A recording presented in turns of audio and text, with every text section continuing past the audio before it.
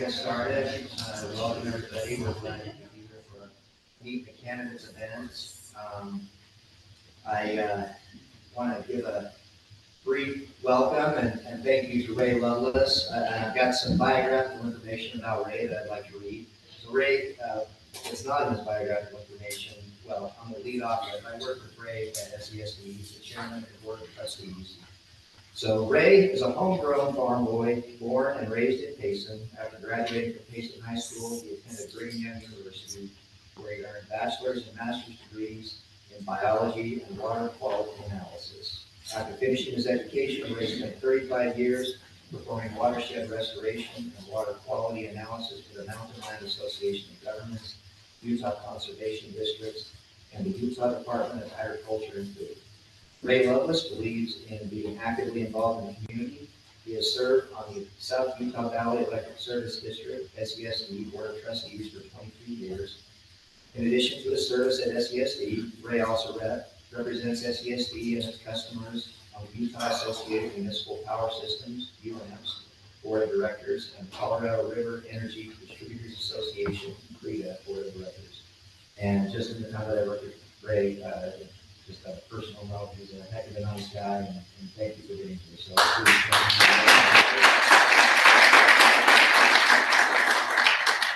and then, as a second matter, I want to thank our candidates for their participation in this. And this is not an easy thing, and so I hope that it will be a friendly and civil event, and recognizing that they are here to serve our community. So, with that, I will turn the time over to Ray.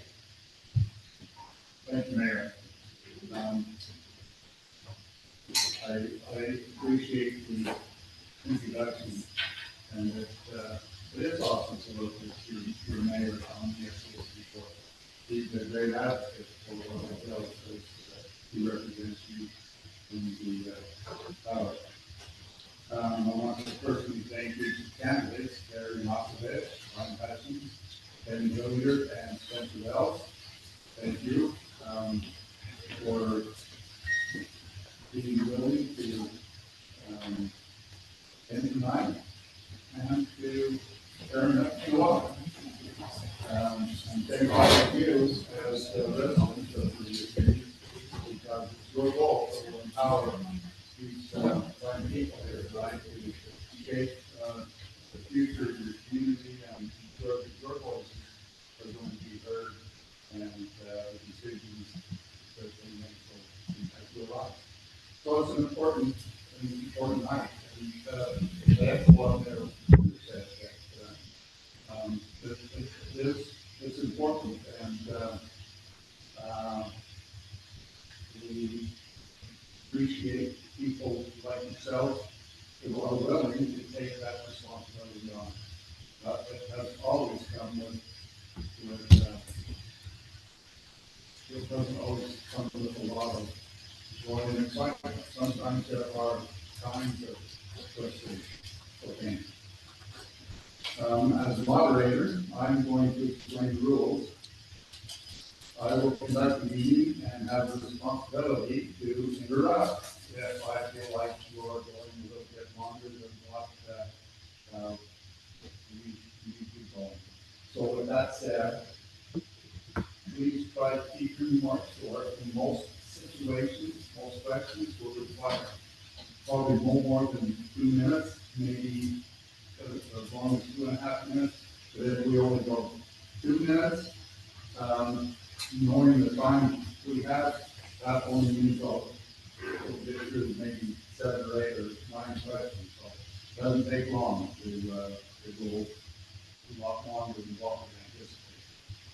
So the 5 minutes will be as follows. There will be an opening statement by each of you, and I will start with you, Terry, on that you're closest to me.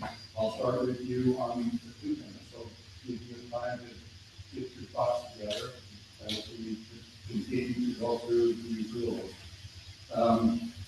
Following the opening statements, there will be questions. I've got some questions that I have already received, and some other questions that have been handed to me tonight. And those questions, we hope that we can answer those within that 2 minute time period. Some questions may require a little bit longer, and I'll tolerate that, but I will be pretty careful to monitor it. I think if we're going a little too long, I will interrupt. Following the question and answer period, there will be a final statement, and that will be also 2 minutes. A timekeeper, the Councilman Pratt, sorry, I forgot. Councilman Pratt will be that timekeeper, and he will help keep me on track. So the timekeeper will notify you with 30 seconds left of those 2 minutes, and at the appropriate time, he will, the bell will ring. This is, some kind of noise maker. The questions will be asked by myself, and candidates should not answer questions that are asked by the audience. I'll answer the questions you've already provided.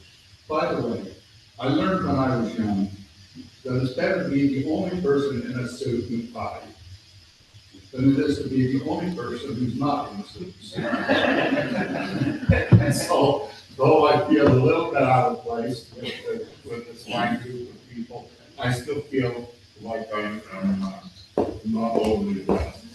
So with that said, I hope you make this atmosphere that's a little bit light and not too much. So with that, we will begin, and we will begin with Gary Novovich with first 2 minute opening statement, and then following Gary, will immediately go to Brian and then to Dan and then to Just for clarification, do you want us to take the mic off of here, Jody, for people to hear, or are we good just leaving it there? Can it be taken off? Oh, we're trying. If it can, it might be good, just so we can get everyone. We're good. that works because the two over here haven't got one. Oh, you do? Yes, we do. Awesome. All right, thank you so much for being here tonight. I think I know most of you, or at least I met most of you, but for those of you who don't know, my name is Karen Novovich. I lived in the city for 30 years. I've been a long time in certain capacities in the city and have enjoyed all of it. Running for re-election to the city council. I have extensive background in all sorts of areas, but mostly for the city. I have been working on some communications, some emergency management, some community development, finding things that we can do to help us be more sustainable. I have been serving as a liaison with the county, state, and federal government for residents who have issues and trying to help in those areas. I spend a lot of time at the Capitol on our behalf, fighting for laws that are beneficial to us and fighting even harder for those that are not good for us. And it does take some effort. There's already over 1,000 bills this year in the legislature, and probably half of those affect cities. So it's really important for a small city like us to have a voice there. I love our city. I love our quality of life. I love, like you do, the trees, the wildlife. But it does take management to run a city. It takes money. A lot of times we're not very happy when our taxes come in, but we've been trying real hard to find other ways to bring revenue in, and I've been able to write some grants, petition the state for some money for other things, and feel like I'm trying to do my best to serve you, and I hope that I will earn your vote. Thank you.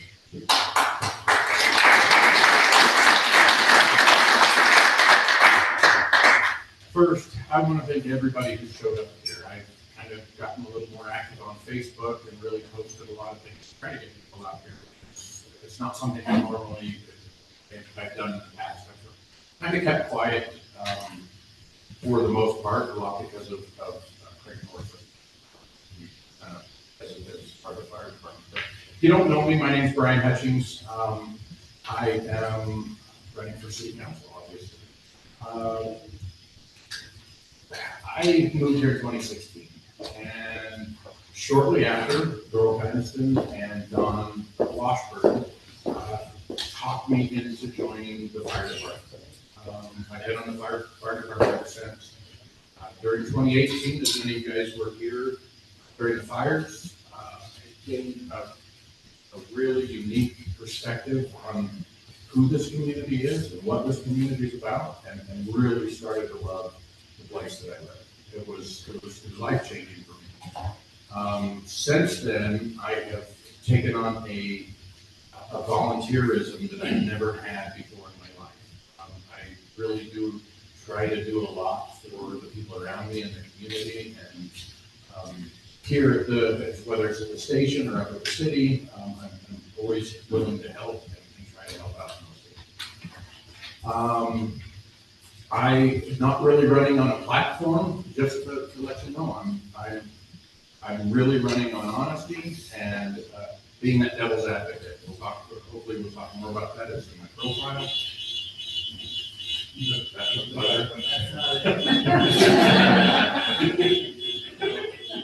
But I appreciate everybody showing up here, and I want to do a good job.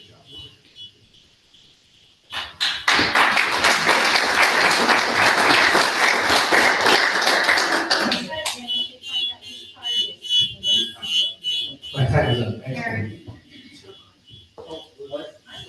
Me, sorry. Was that the tactic you were using, Gary? Wow. Way to go, Mike. For those of you that That are was on- second key on my keychain, that's, Yeah. I bumped it accidentally. For those of you who don't know me, my name is Ben Hilliard. I have served on the council. I took over, I was appointed to this seat, which was Bob Otley's seat. So I've been on the council for the last 2 years, and it has been an absolute joy. I love serving.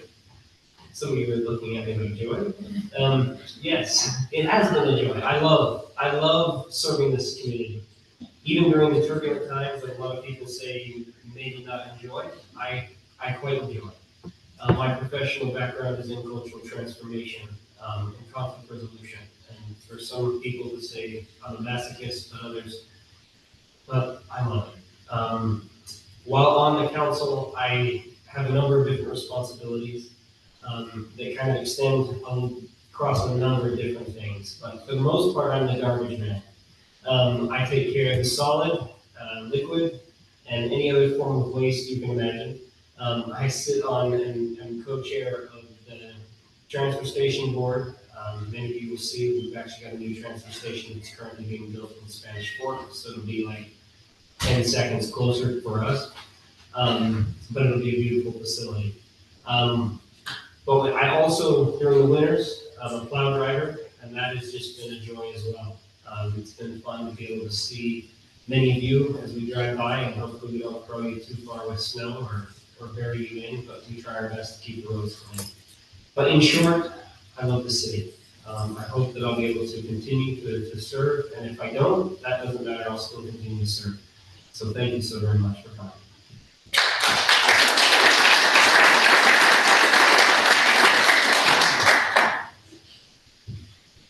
Well, good evening and salutations. I'm Spencer Wells. I'm probably the newest of all of the, well, if not all of the residents, definitely those who are currently candidates. My family and I moved to Woodland Hills last June, and it was August, I got roped into being, as part of the volunteer process for the Be Ready Woodland Hills effort. To help our community be ready for anything that, any kind of catastrophe, whether it's natural, man-made, I'm glad I wasn't up here in 2018. I brought it up to the fire, sounds like that was quite a harrowing experience. But as far as the service goes, I was briefly thinking about if I could be asked anything by any candidate during this election cycle or previous election cycles, really what I want a candidate to ask me, what do I want? And so I'm going to ask everybody tonight. What do you want? What do you want from us, from us candidates, what do you want from the city council? Because I think that that's important, and that's why I'm running, is because I think that as a public servant, we work for you. We are in a service capacity to serve you for the betterment of our community as a whole. And if we can keep that in mind, then our community is naturally going to grow. It's going to grow in ways that a lot of us have seen be very optimistic and positive in the past. And I guess that's one time. So You got 30 seconds. 30 seconds. Maybe it's your hokey pokey. I'm just kidding, Councilman Pratt, I appreciate it. But I've had my entire life in public service. I've been my entire adult life. I've served in the U.S. Army. I'm currently in the Utah Army National Guard. I'm an instructor up at Camp Williams, teaching the next generation how to fight our wars. And sometimes when you're dealing with politicians, especially in capital cities, you need a soldier to do that job, and that's the other reason I'm running. Thank you.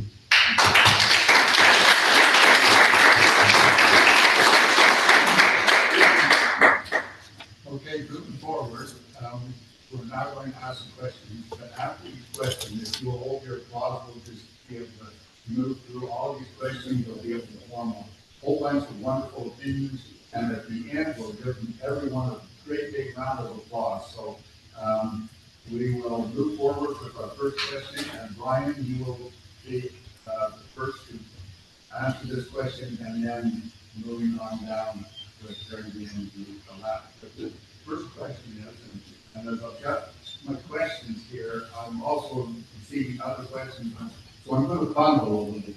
And so, the first question is, what do you see are your top priorities for Woodlandville, and why, and what committees you feel like you would like to most serve on, and that be one of your priorities?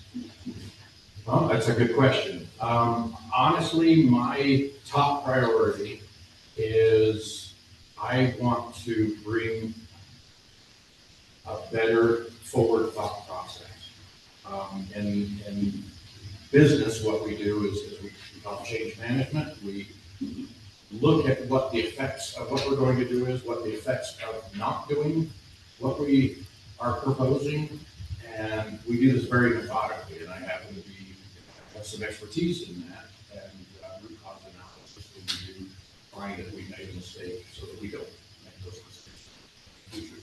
Those are the biggest things that I want to bring to the city council, is that making sure that we're doing the right things, but we're doing it for the right reasons, and we're not doing things just because. That's a big part of what I want to do. As far as committees, I don't have any super desire to be on any specific committee. I want to serve where I can serve, where it's going to be the best. And that's really my, I don't have any specific that I think I'm going to be better than anything else. Public works, I do, part of what I do for a living, so I think that I could be a benefit on one of the two public works groups that we have. And that's the only thing I have that I think that I would say that would be my biggest impact would be that.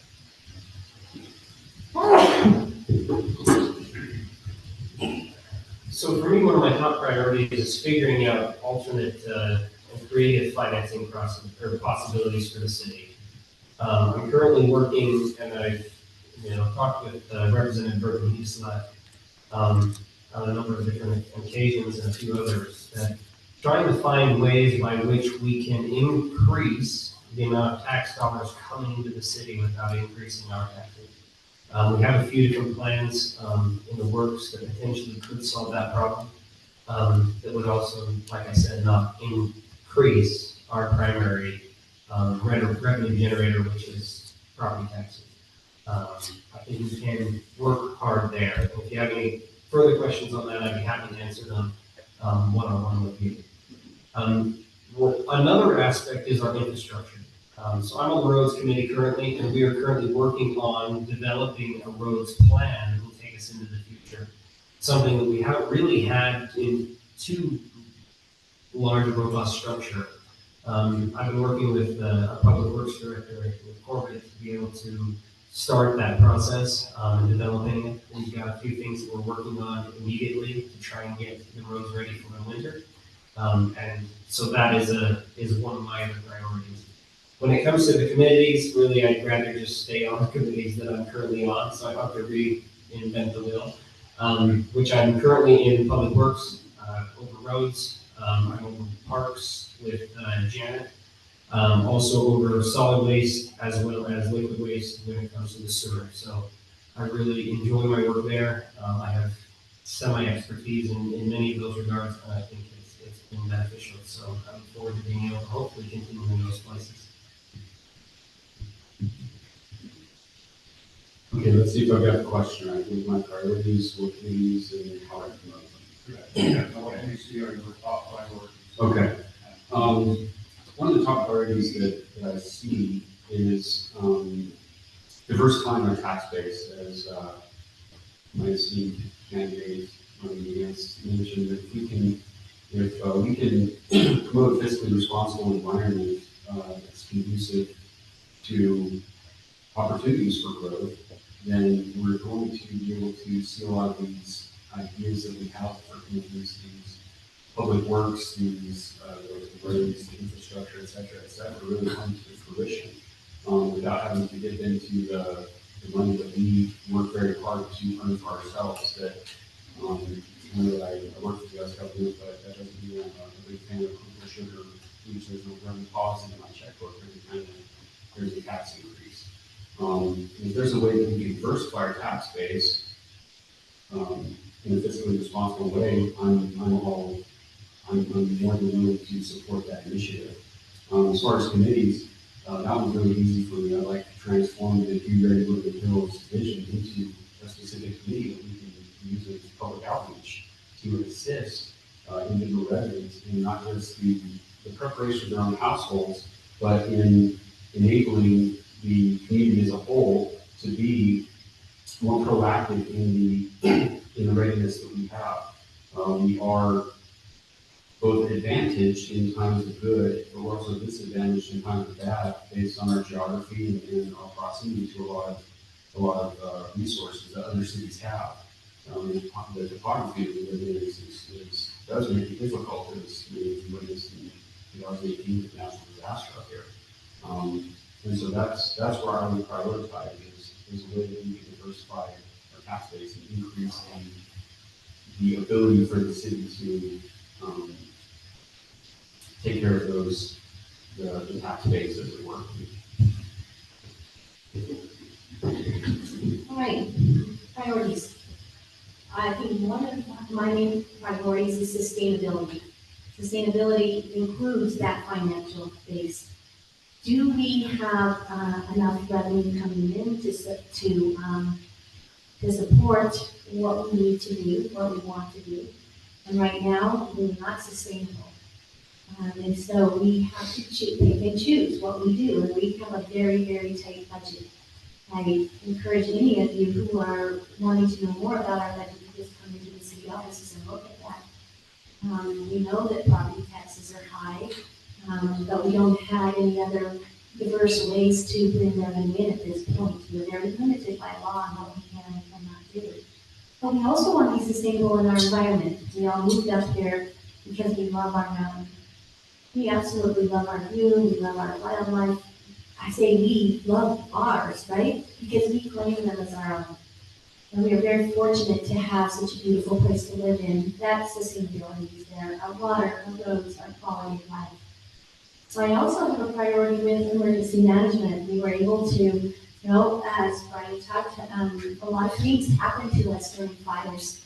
Some of you were here, some of you weren't, but that was a life-changing event for our little city. Emergency management is something that I have championed for, having a coordinated effort. We have a magnificent fire department who has done so much for us. And our emergency management team now is, as has been mentioned, our Be Ready with the Hills to help you be prepared individually, but hopefully we can move on and be prepared with our city last priority for me is legislative. As I said earlier, we have a lot of, things that are, as a political subdivision, we have to do what the state tells us. We don't have a choice, but we do have a voice. And meeting with everyone, is that my time? Sorry, so meeting with them is one of my top priorities. I sit on the board for the League of Cities and Towns, one of 18 people in the state representing small cities and fighting for and against lots of different kinds of legislation. So that's where I want to keep my focus. Thank you. All right, the next question will begin with Ben. And that question is, many residents are concerned about growth. What are your feelings concerning growth?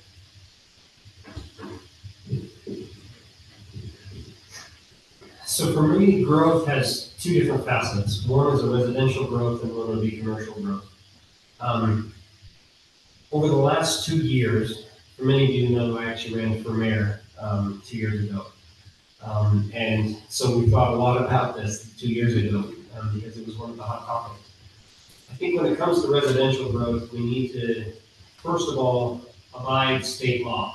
And as Terry's talked about, the League of Cities and Towns is fighting to try and help us be able to continue to sustain our current way of life here. But if law passes in the state level, we have to comply. Hopefully we can continue to try and keep that standard of living as best we can. As I have thought hours and hours and hours on how to potentially do commercial creatively, frankly, I haven't been able to come up with a solution that actually I think makes sense. One, that would actually be enticing to a business to show up, and two, that would actually benefit our city without being a detriment more so. So I'm currently not actually all that in favor of any commercial development or growth in the current model. Now, one thing that I do pride myself on is the ability to have an opinion and then learn and gain new facts and potentially change that opinion. I'm not too stubborn, I hope, in that regard.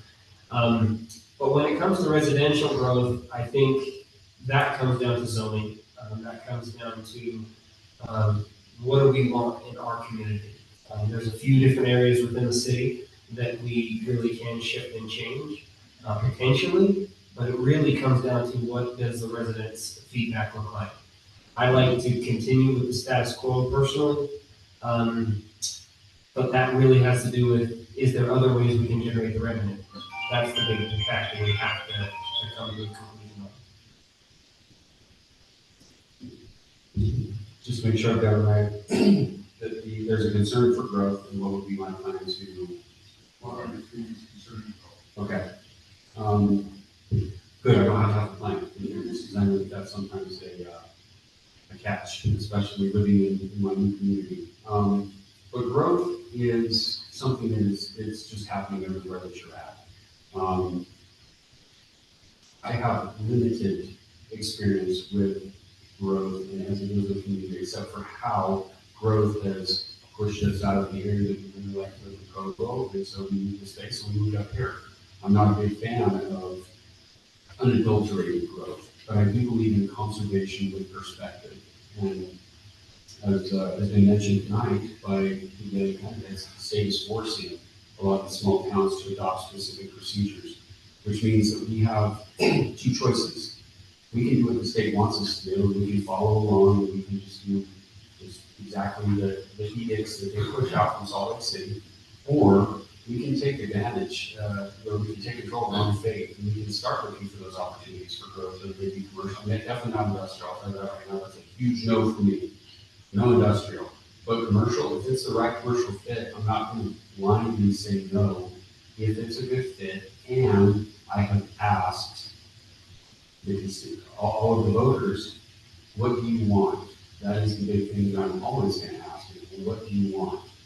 But first and foremost, I will tell you this, I'm not going to blindly say no just because we have a commercial interest that is interested in developing something in our town.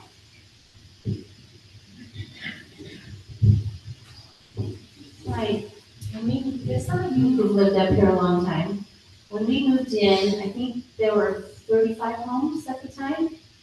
And now we have, 40 over 400, maybe 450. So I have seen a lot of growth in our city, a lot of changes that have happened over time. Whether it was not having to drive to Salem to get our mail, and to drive our kids to where we now have mailboxes to take our kids to meet the bus, or not having gas up here. I mean, there's a lot of things that have happened in Woodland Hills that have been growth oriented, that have been for our benefit. So with that being said, I think one, I value private property rights, and I think that that's an important part. We need to be able to make sure that our ordinances are in line with the state, but also with what we feel is our quality of life here. We do need to have revenue enhancements. We can't, as I said before, we're not sustainable on that. Utah County is the fastest growing county in the state. We will be larger than Salt Lake in a number of years, and that's crazy to me to think. And we already see it, right? Salem's coming up on us, two sides, and Elkridge on the other side. But what can we do to maintain our own quality of life?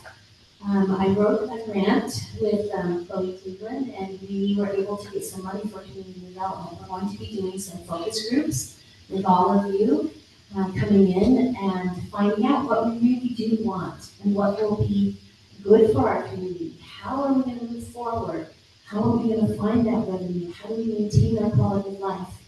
Our quality of life is our mountain, but it's also the ability that our kids can grow up here, go to college here, get a job here.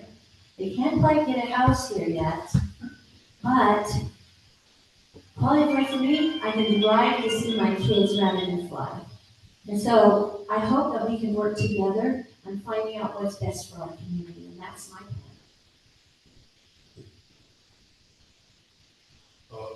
Sucks kind of being last because everybody said everything already.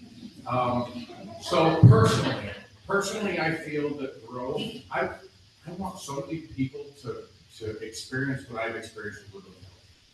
I really do.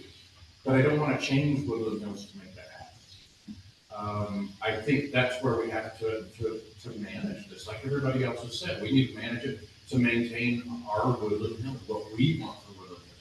Now, what's important to me, like Spencer said, is what does the community want?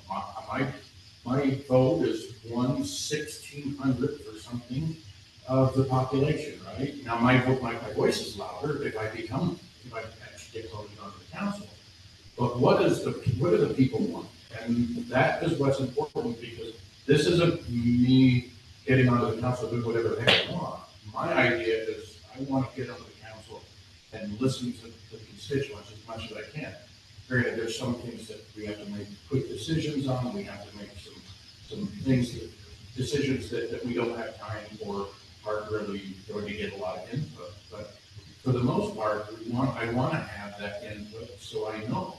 I think the grant that Carrie got is fantastic, because we're going to find out what you want in your city. And I think that's what our job is meet the state requirements, fight the state requirements, as Carrie has talked about. She does in the league, and keep this Woodland Hills. For those of you who were here during the fire, it's a whole different community. And we're changing since then, but I want us to keep our community and those that move in. Spencer, you're part of our community. Let's make sure we're all meeting.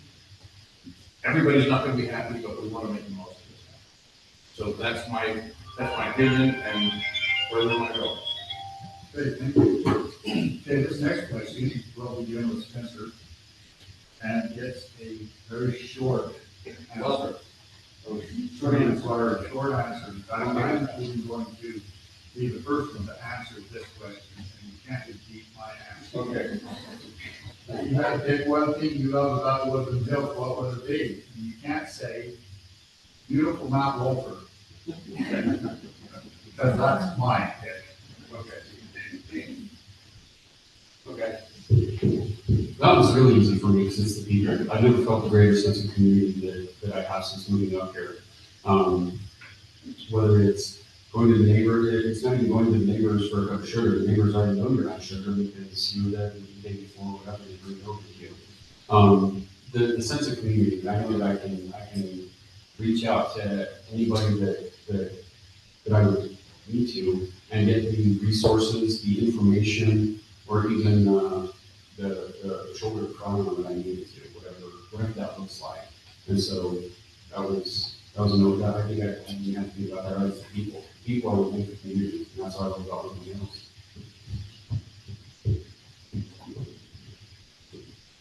This is one that I think you might all have the same answer, because I too think it's this sense of community, it's the people. Those of you who are here, we know each other, we can laugh together, we can cry together, we can pray together, we can hold each other's hands when we are having sickness, when we have death, when we have a ray of sunshine. We're here for each other. And that's pretty amazing. When people can come into your, not only into your life, but into your home and help each other, that doesn't happen in every community. And I think we're really blessed that way. I think too that as we grow, that's what we're afraid of losing. We're afraid of losing our complexity that we have. And I hope that that's one of the things that we can work on together, because we do love our city. We love our mountain, yes, but we love our people. And I'm so grateful that we're here. Well, of course, it's community, but I'm going to be a little selfish here, and really, this community has made me a better person. That's what I love about Woodland Place. I have become a much better person since moving here. I've become more involved. I've become more, like I talked about, with volunteering, not just the fire department, but other things as well. You people have made me a better person, and I want to give back. I feel like we're in a beauty contest and all of us are saying world peace or something. Thankfully, it's not a beauty contest that we all have to carry.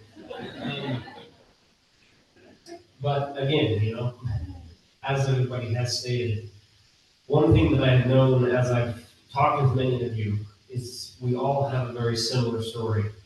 Why are you in Woodland Hills? And most everybody I've talked to says, well, we were drawn here for some reason. We were brought together in some capacity. Whether you believe in a higher being or whether you believe in fortune. And I believe we are here to create something wonderful. And sometimes we lose that perspective and we get after each other. And I think that's okay as long as we can come back together afterwards. The ability to serve shoulder to shoulder with so many of you, to be able to serve each of you, has been one of the greatest blessings in my life. That's not part of my family, my little small knit family with my wife and my 2 boys. But it is the amazing people in Woodland Hills are what make this community great. Beauty, mountains, the wildlife, everything else is great, but the people are beautiful. Thank you, Gary. You'll begin this next question. This one may require just a tad bit more time, but it's a 2-part question, so we may have to go 2.5 minutes on this one. So, what do you believe the role of the city council is in our community? And how do you decide when to represent your own views on the council versus the views of the residents?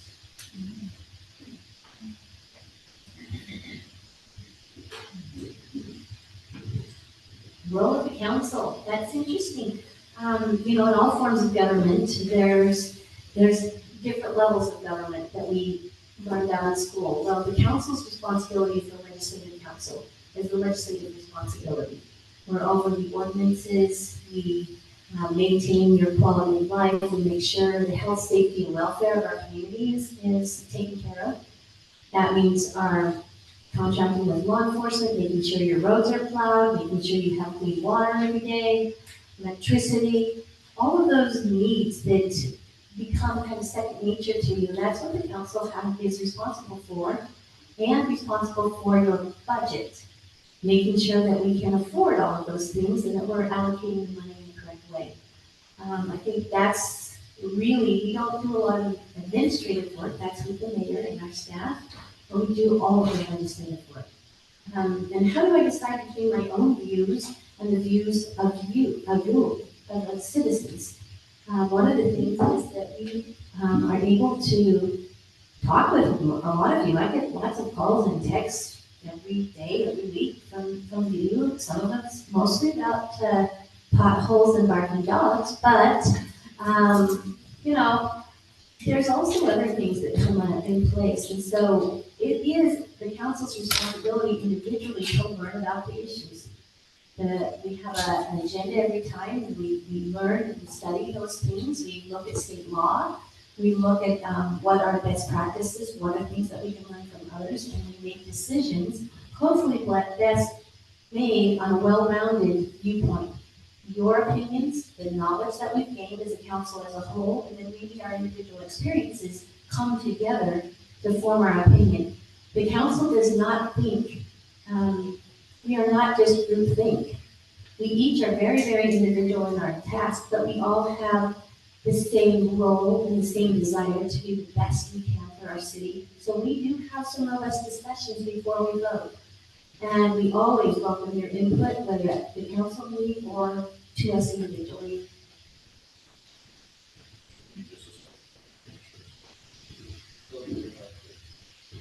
That's it.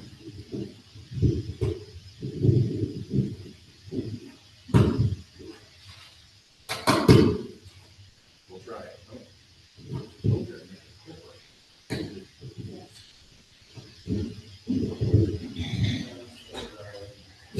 Let Ben make the magic touch. We'll just swap.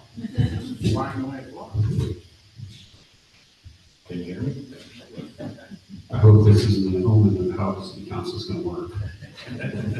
Yes. It knows I did. This isn't even our sound equipment. Okay, where's that? This one. Okay, so I do believe the city council's role is to manage the city.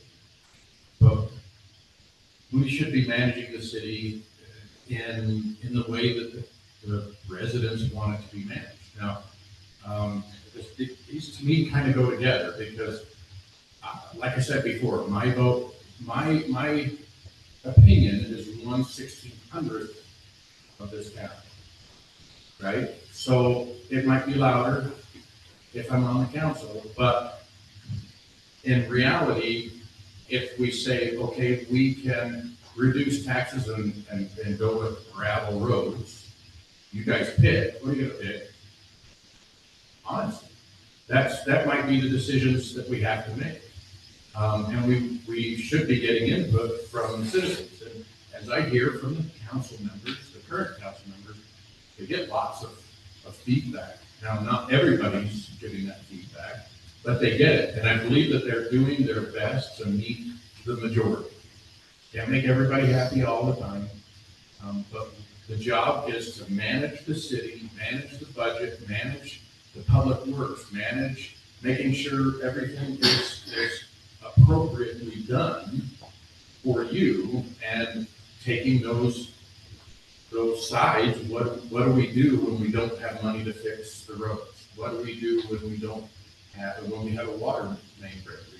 We've all dealt with that, especially in the brand new section of the city. And those things have to be done. There's have-tos that we might need to jump on. Then we've got to look, okay, what are we going to cut? And there's been a lot of roads cut, right? Because we're just kicking the can down the road. But it's really, it depends on what the citizens need and what they want. And it becomes often a black and white decision. Do we do this or do we do this? I hope to take a look at the long-term effects that we're getting better on the long-term side of that. But that's what I hope to do if elected, is look at the long-term effects and whether we should do something just because we can.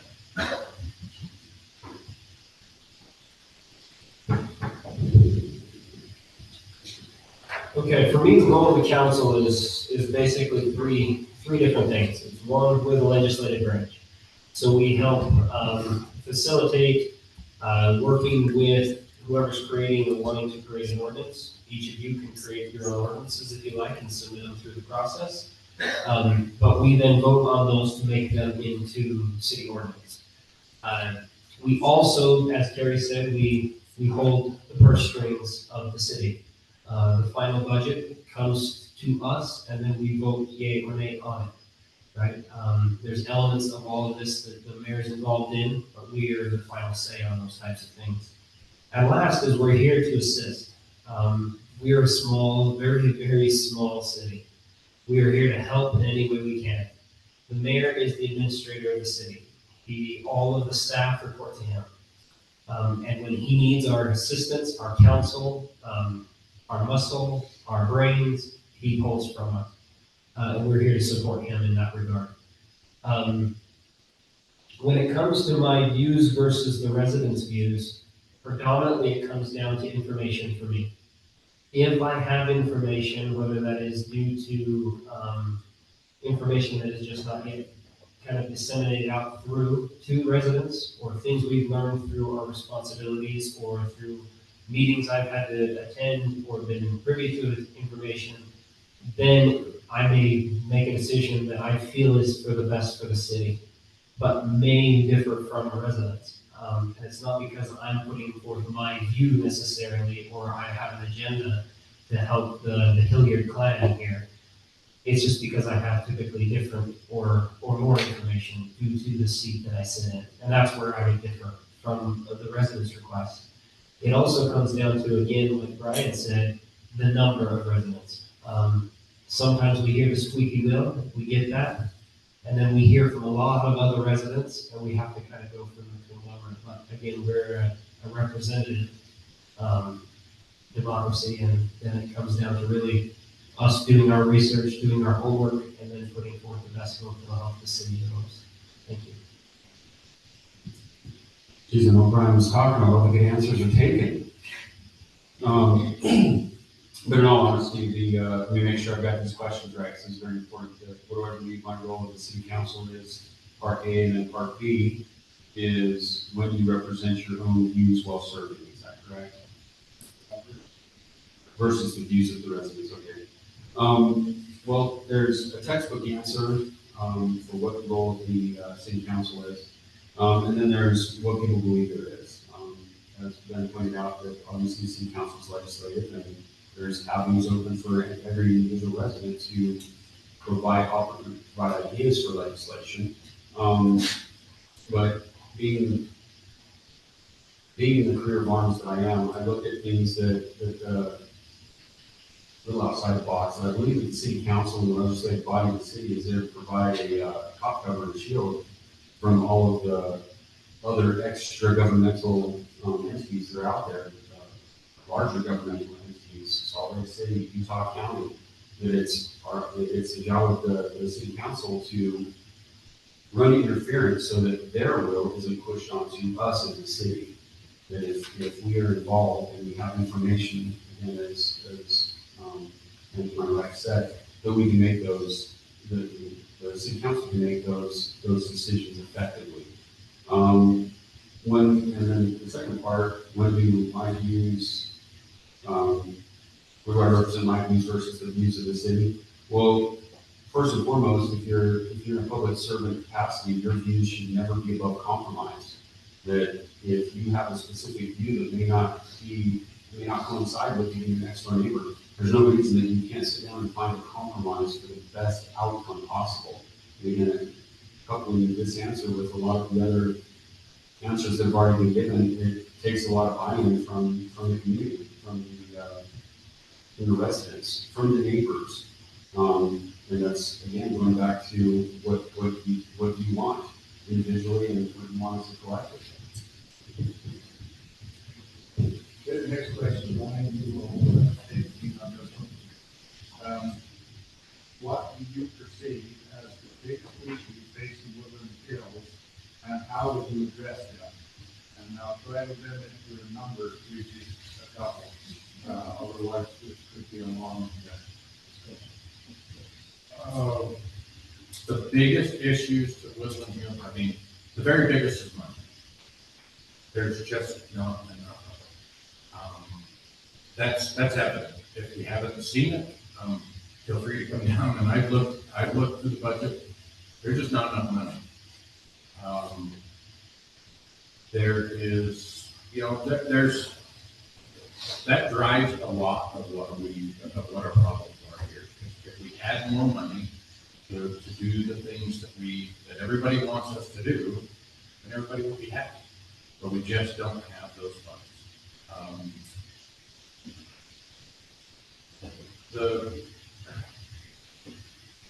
What to do about it's a bigger question. I don't have the answer. We talked commercial. I struggle to figure out what kind of commercial that would actually bring fair revenue to our city could be brought here. That wouldn't affect the way that we want to live. There's, nobody likes paying high taxes, and I'll admit to everyone, I knew how high the taxes were when I moved. I knew exactly what they were because I researched it. And I was okay with that because this was the place I was drawn to. This is the place that I wanted to live, and I wanted to finish raising my family and retire. Now, does that mean I'm happy with paying high taxes? No, I'm not happy with paying high taxes. I am open to any suggestions on helping with the finances. We've done everything that I know we've done things. We've sold equipment that we're not using anymore and brought some money into the city. We're doing everything we can to alleviate that, but there's just not enough there.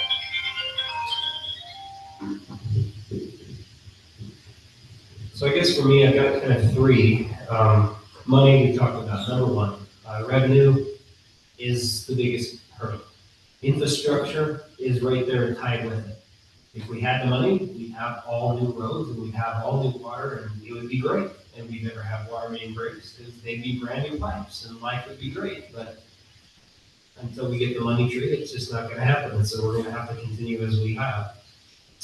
There are a couple strategies though that I have been looking at. And one of them is we all spend money. And with the affluency in our city, we spend quite a bit of money. And we buy all sorts of fun things, and we go to Costco and we all drop way too much money, and in Spanish Fork reaps the reward. We all go to Amazon. There are some things we could do just simply from an education standpoint, because one thing is if you buy and you get that really fun, I know it's a big adrenaline kick, that fun purchase on Amazon that shows up tomorrow or even that day. I don't know if you've found any of those going right. Those are all coming from warehouses most likely here in Utah, and that tax dollar from your sale goes to that city here in Utah, not us. But if you buy and it goes from out of city or out of state warehouse, then we get that tax revenue here in Woodland Hills. So there's just some education we could do to slightly increase our revenue without actually increasing taxes. But we have a few other options that we're looking at. Something along the lines of looking at legislation to pass to see if cities can take on commission payments, things of that nature. And basically combining a lot of our efforts as a city, still getting the things that we need that will then help the city as well. And then the last is the sustainability element. We've got to start thinking more into the future. And I have to say that carefully because we are thinking that right now. It just again comes back to that revenue standpoint or planning or things of that nature. Emergency management group has been great. They're thinking a lot in regards to that sustainability from a temporal standpoint. But there are those infrastructure things and revenue things that we also need to work on from sustainability. So those would be my three main points.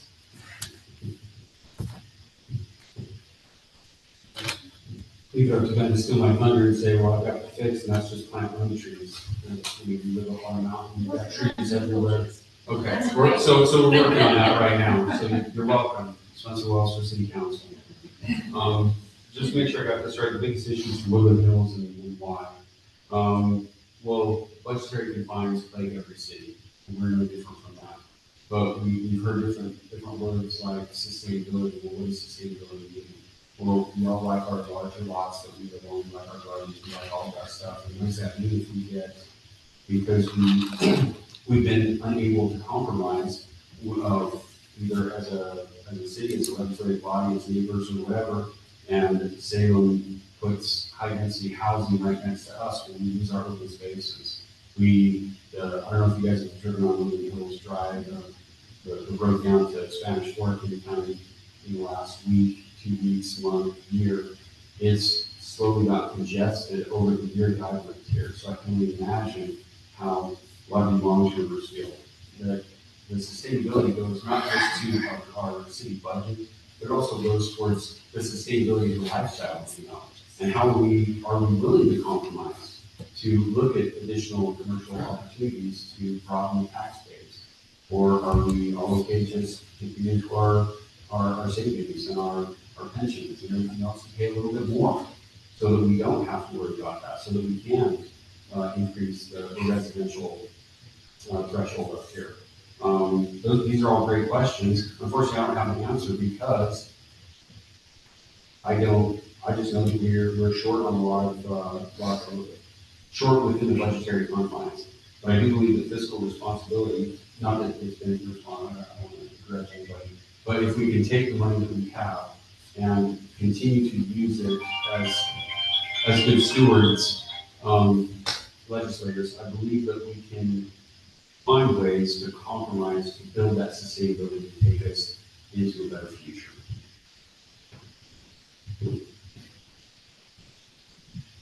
What I found over the years is a lot of the issues facing the city have remained the same.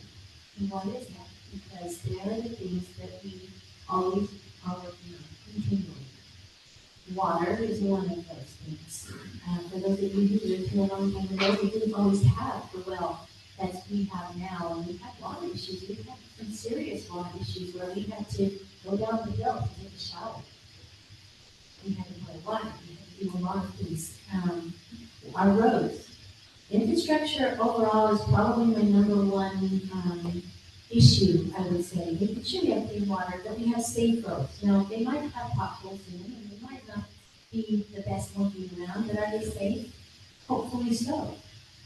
That they're maintained to the best of our ability. That the snow is removed. That's not required by state law. There are other cities that don't remove their snow, but we do, because it's a public safety issue for us.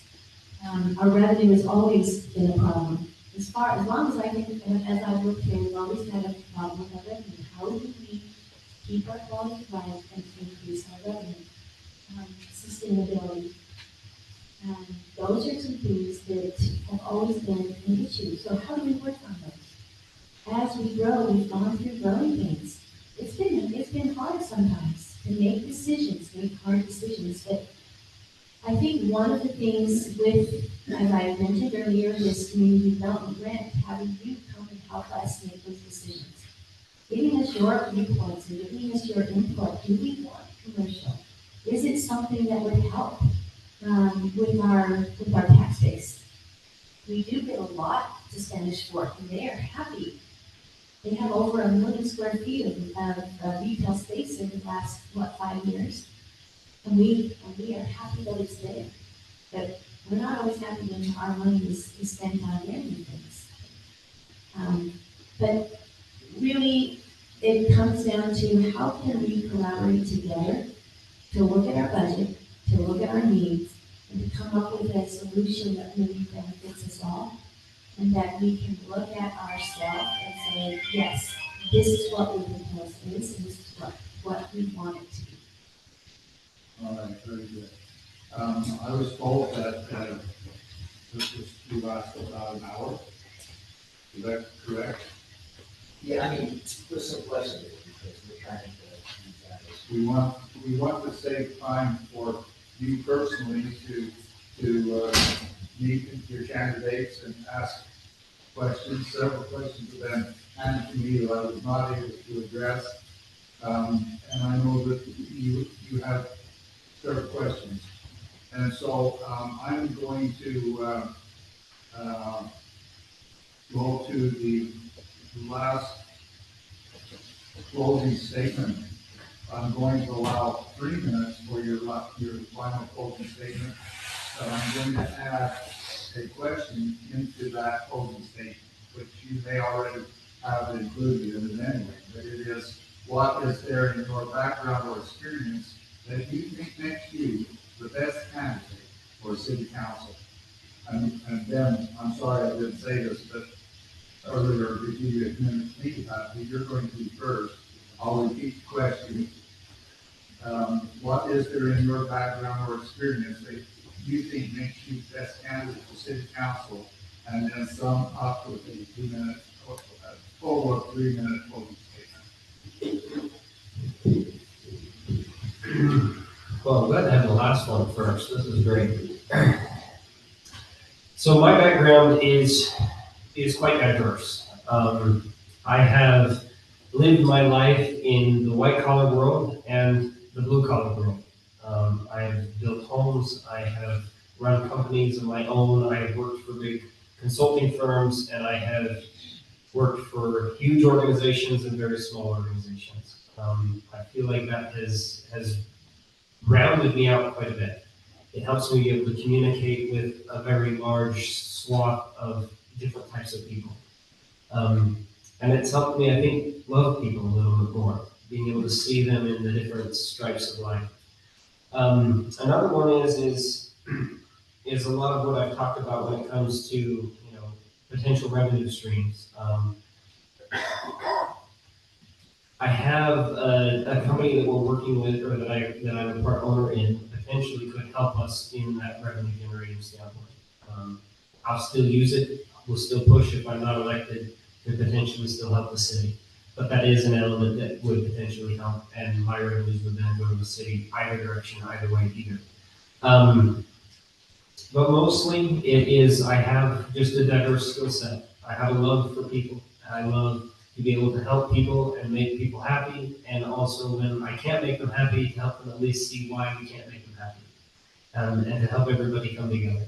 That's what I love to do, and that's what I love serving right now, and I hope to be able to do so in the future. Thank you. Well, what is in my background that makes me the best candidate for city council? Well, I'll let you guys determine that. As far as I'm concerned, I've lived a life of service. I've loved every minute of the time that I've spent in the military. I've been able to find compromise with the dregs of society that we were fighting overseas. As a mental health professional, I'm living with a lot of individuals that were trying to kill me. I hope that if I do get elected, it's not the same scenario, same situation. I'm just going to put that out there, that I'm open to compromise. But being able to talk to these individuals that have nothing but disdain, and being able to take that and find compromise for the best outcome for their village, or their families, their country, ultimately, is something that I pride myself on. From the eating of a butterfly's wings come the hurricanes, whether it's the hurricanes of peace or the hurricanes of war. We're seeing a lot of that in the Middle East right now. Unfortunately, that has taken some of my time. But my ability to compromise with other people, especially people that were various backgrounds, different sporadic backgrounds, and very different from what we know here in the United States. Hostile individuals that we speak the same language that we have to use an interpreter. And it might sound like that from time to time, it depends. But ultimately, my ability to be a people person, not a people pleaser, but a people person. Being a non-commissioned officer in the U.S. Army, I'm not a yes man.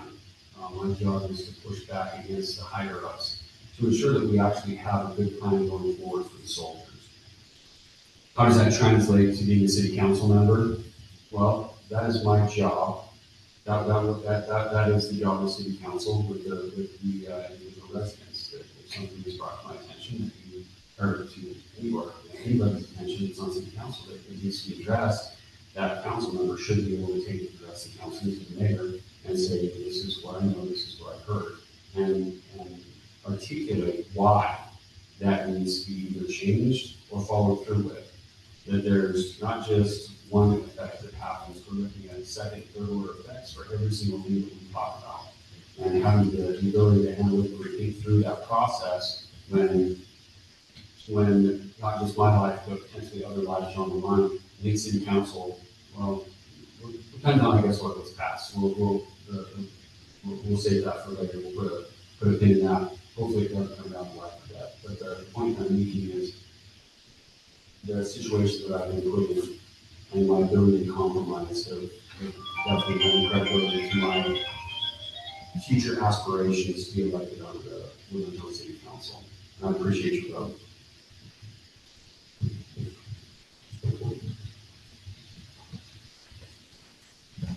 Well, most of you know me. And I think I'm the same person, whether I'm sitting up here, or I'm talking with you at the park, or I'm sitting with you at church, or I'm running into you down at Stokes. I'm the same person, and you know me. I love this city. I love working hard for you, and I think I bring both practical and academic experience. I sat on lots of different boards and commissions throughout the state for many years, many decades actually. Oh, it's so hard to go. But I have served and I have a lot of connections, and that helps when I get a resident who said, hey, I need some help with my my records, my land records at the county. Okay, let me give you the name of somebody to call. Oh, I had an immigration issue. Well, let me connect you with the congressman. I have an issue with something that's happening at the state. Usually, those are connections that I've just had and I've developed over a lot of years. And I've tried to use those to help you and to help our city. Academically, I have my master's in public administration, and so there's some things that I know there and I've learned and I've studied that I think have helped me as a member of your city council. I raised my 6 kids here. I wish I could move back, but they loved it here. They love being able to come here and be friends with some of your kids and go to school and do the mischievous things that they do in those areas that are all fun. We don't have to worry so much about them doing things that we worry about in other cities, because they could go to anyone's house. That's one thing I used to always tell people. If my kid was in trouble, they could go to anyone's door and knock on it and get inside fast. Because that's the community we live in. We live in a community of people who care. We're going to get together and have trunk or treat in a week, and we're all going to be dressed up goofy, and we're going to laugh, and we're going to have fun, we're going to enjoy those kids walking around. Some of you were working with Greg, Dr. Trees Tap. We're excited to be the very first product in the state of Utah, agricultural product. When I tell people at the state that, they're all, what? Agricultural product in Woodland Hills? Talk to them about our maple trees and our maple syrup. The pride of who we are and what we can do. Serving as your emergency manager, from the fires to now, getting our city ready, being able to help with a grant that we were able to have professional help coming in and doing our comprehensive emergency management plan, so that, God forbid, that we have another disaster, we can be just a little bit more prepared. I feel like I'm the watchdog for the city on a lot of levels, especially at the state level, to make sure that we're protected. With that, I ask for your vote. We have 4 additional meet the candidate nights that all of us will be at, and there's these little forms that are over on all 4 of our tables, so you can take that in case you want some more one-on-one time, or those who are listening online, if they have the opportunity to come in person, they can. So just look for those. Thank you.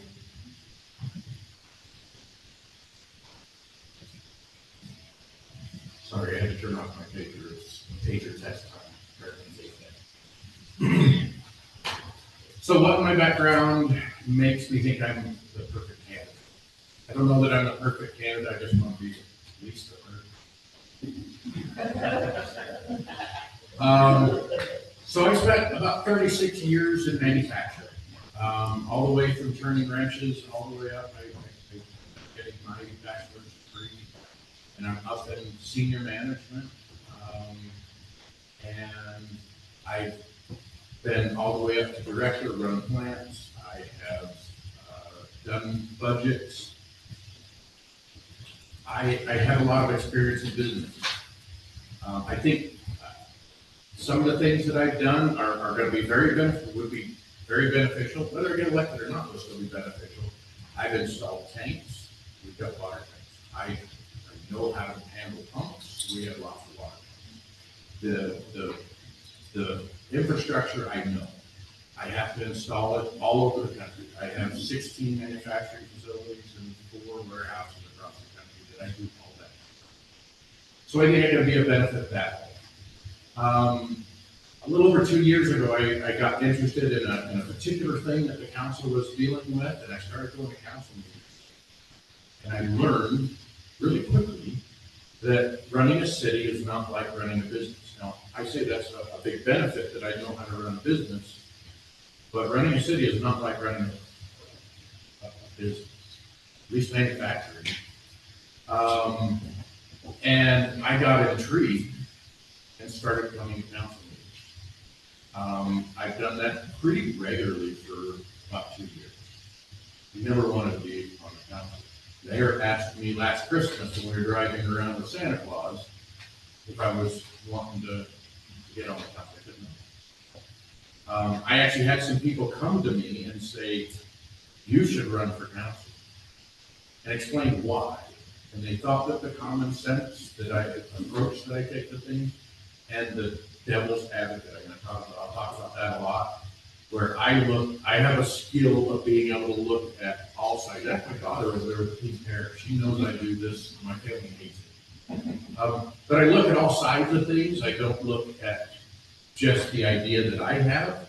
I'm going to look, even if I agree, I'm going to look at the other side of it, and I'm going to argue that side of it. Again, many of you see me in some of the worst times of your lives as we come to the ambulance, and many of you see me at the road letting me in and out during the fire. And so this is where I know most of you all, but I have a lot more that I can give to the city, and I have a number of people who really are pushing me to do this, and I would appreciate your vote. Thank you. I have actually enjoyed listening to all of you as you have answered the question. Your answers have been very thoughtful, and I thank Mayor Winter for extending me the offer to serve here tonight as moderator. And if I didn't already have a wonderful place to live down on Salem Canal Road, I would probably be tempted to come join your city in Woodland Hills because of the wonderful people that you say live here. Of course, I live around wonderful people too. But I thank the mayor. I thank all of you as residents who have provided questions. And I thank your candidates being able to give very thoughtful answers to those questions. And so with that, Mayor, do you have any final words that you're going to offer? If you are, I will go ahead and close my part of this and just say that this will conclude this formal part of the meet your candidate night, but there will be time afterwards, or I guess as long as you want to stay, to answer questions of your candidate. So, Mayor, I will adjourn this part of the meet your candidate night.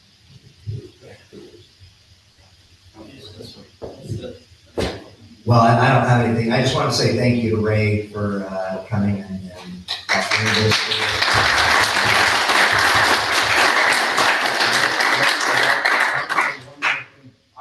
I promised the candidates that they should get a round of applause. That's the only thing I was going to say is that I would like to express thanks to our candidates and thanks to all of you for being here, but thanks again to each and every one.